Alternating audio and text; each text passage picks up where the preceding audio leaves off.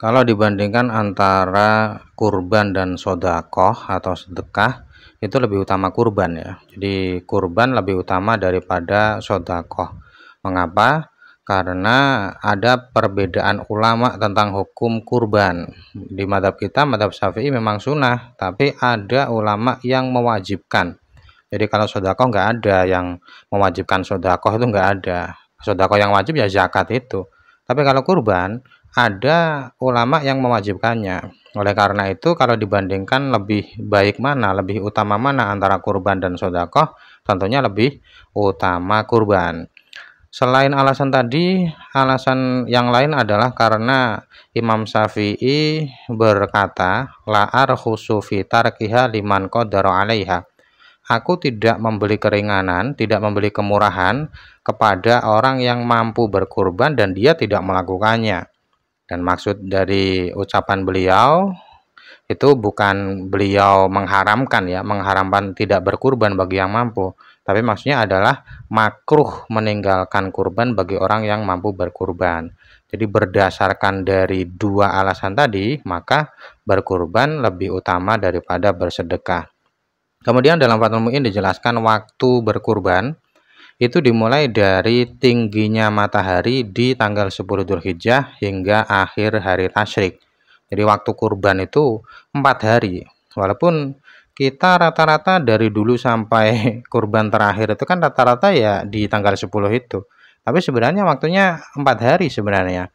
Dimulai dari matahari tinggi ya hingga akhir hari tasyrik. Itu sebenarnya adalah waktu yang utama. Jadi penjelasan dalam Fathul Mu'in yang mengatakan bahwa permulaan waktu menyembelih dimulai dari tingginya matahari di hari penyembelihan itu adalah waktu yang paling utama. Jadi sebenarnya awal waktunya bukan itu sebenarnya. Karena menyembelih kurban itu sudah sah setelah matahari terbit dan berlalu waktu untuk 2 sholat dan 2 khutbah.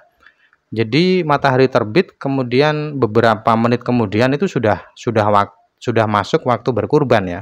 Matahari terbit lalu berlalu waktu untuk sholat 2 rakaat dan 2 khutbah yang ringan yang cepat itu sudah masuk waktu kurban. Itu sesuai dengan penjelasan dari Zakaria Al-Ansori dalam matan manhaj dalam matan manhaj yang beliau mengikuti Imam Nawawi dalam kitab Minhajut Thalibin ya. Memang dalam kitab Muharrar karangan Ar-Rafi'i menyebutkan sama seperti Fathul Mu'in, hanya saja pendapat itu direvisi oleh Imam Nawawi dalam Minhajut Thalibin. Beliau mengatakan bahwa tingginya matahari itu adalah waktu yang utama, tapi syarat mulai waktu kurban itu bukan dari sana, tapi dari terbitnya matahari dan berlalu kadar 2 rakaat dan 2 khutbah. Artinya andai kata ada orang yang kurban sebelum waktunya ya tidak bisa dikatakan kurban. Ada orang kurban sebelum waktunya, sebelum matahari terbit di tanggal 10 itu ya berarti tidak berstatus kurban. Hewan yang disembelihnya tidak berstatus kurban. Nah, sekarang kalau diteliti sebenarnya ini waktu ini dari mana sih? Sumber waktu ini dari mana? Sumbernya adalah dari hadis Bukhari Muslim. Ada satu hadis yang menyatakan awwalu ma nabda'u bihi min yaumina hadza an nusalliya tsumma narji fananhar. Ini sabda Nabi ya.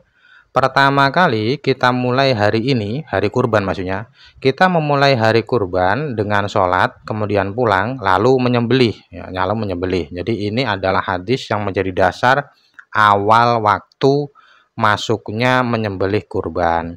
Nabi kemudian bersabda, man fa'ala dzalik faqad asaba sunnataha wa man dzabaha qablu fa innama huwa lahmun qaddamahu li ahli wa laisa minan nusuki fi syai'.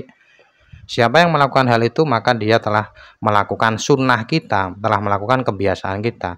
Dan barang siapa yang menyembelih sebelum waktu itu, sebelum terbitnya matahari, maka itu hanyalah daging yang diberikan kepada keluarganya dan itu tidak termasuk ibadah sama sekali. Tidak termasuk ibadah maksudnya tidak bagian dari kurban. Karena kurban ini ada waktunya. Dan kalau dilakukan setelah hari tasyrik, ya, setelah hari tasyrik itu ya sama saja ya. Jadi waktu kurban ini memanjang hingga akhir hari tasyrik. Artinya hingga hari tasyrik ini maksudnya siang hari ya. Jadi dimulai dari terbitnya matahari dan berlalu 2 rakaat dan 2 khutbah tadi, berakhir hingga tenggelamnya matahari tanggal 13 ya. Tenggelamnya matahari tanggal 13. Jadi hari tasyrik yang ketiga itu hanya separuh ya, karena awal hari itu kan dimulai dari terbenamnya matahari ya. Kalau hitungan hijriyah, awal hari itu dimulai dari terbenamnya matahari. Bukti yang paling konkret adalah sholat taraweh itu. Yang kita biasa melakukan sholat taraweh di awal Ramadan, itu kan sholat taraweh dulu baru puasa. Di hari pertama itu kan sholat taraweh dulu. Siangnya tidak puasa tapi malamnya taraweh. Berarti itu menandakan bahwa hitungan hijriyah itu dimulai dari malam hari dulu. Dan di akhir Ramadan itu kan kita siangnya puasa, malamnya tidak taraweh. Itu berarti menandakan tadi bahwa awal waktu dalam awal hari, maksudnya ya, awal hari dalam hitungan hijriah itu dimulai dari malam hari. Dan sebenarnya kita menyembelih kurban di malam atau siang hari itu sama saja maksudnya sah ya. Sah, malam hari ya sah, siang hari ya sah. Hanya saja menyembelih kurban di malam hari itu hukumnya makruh ya. Makruh, tidak haram ya, makruh. Dan kalau menyembelih setelah hari terakhir hari tasyrik itu tidak berstatus sebagai udhiyah. Hanya saja orang yang nazar kurban ya, orang yang nazar kurban kemudian waktu kurban berlalu sedangkan dia belum melaksanakan nazarnya, maka harus disembelih dan itu berstatus qadha ya, berstatus qadha. Ya sama seperti sholat atau puasa atau yang lain, kalau waktunya sudah habis sedangkan itu wajib ya tetap harus dilakukan tapi statusnya qadha. Dalam Hasyiah Syarqawi ada satu kutipan dari Ibnu Qasim bahwa Abu Salamah bin Abdurrahman dan Sulaiman bin Yasar berpendapat waktu udhiyah itu itu tetap ada hingga akhir bulan Dzulhijjah. Ini agak aneh memang pendapat ini. Kemudian setelah itu menjelaskan tentang sebenarnya satu hewan itu bisa cukup untuk berapa orang.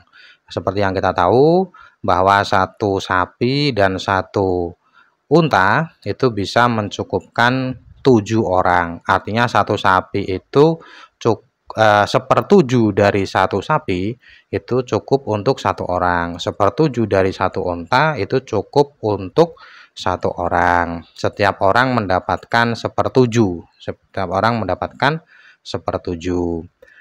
Kemudian hal itu sebenarnya tidak hanya berlaku untuk kurban saja ya. Satu sapi untuk 7 orang atau satu unta untuk 7 orang itu tidak hanya untuk kurban saja.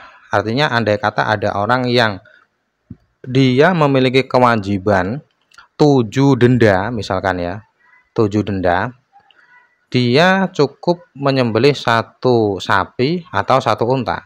Jadi misalkan ada orang haji, dia melakukan beberapa pelanggaran. Dia hajinya tamatu, tidak melempar jamroh, tidak mabit di Mina atau yang lain hingga 7 pelanggaran, itu dia cukup kurban satu sapi atau satu unta. Karena tadi sepertujuh dari satu sapi itu cukup untuk 1 orang.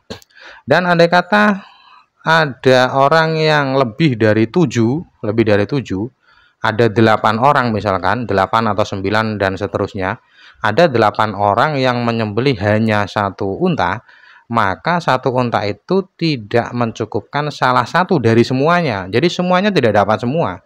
Karena ya maksimalnya 7, kalau ditambah 8 maka ya semuanya nggak dapat kurban semuanya. Artinya semua dianggap tidak kurban. Semua dianggap tidak kurban karena melebihi kuota ya, melebihi kuota. Kalau dibalik sekarang, ada satu orang yang kurban satu unta atau satu sapi, mestinya satu orang itu kan satu kambing sudah cukup. Nah ini ada orang yang kurban satu unta atau satu sapi, maka kesunahan kurbannya itu sudah gugur dengan sepertujuh dari unta atau sapi itu. Selebihnya berarti 6/7-nya, itu sunnah dan nanti tasarufnya atau dagingnya itu diberikan sebagaimana pemberian daging kurban gitu. Jadi untuk menggugurkan kesunahan kurbannya cukup dengan 1/7-nya saja. Selebihnya itu hukumnya sunnah.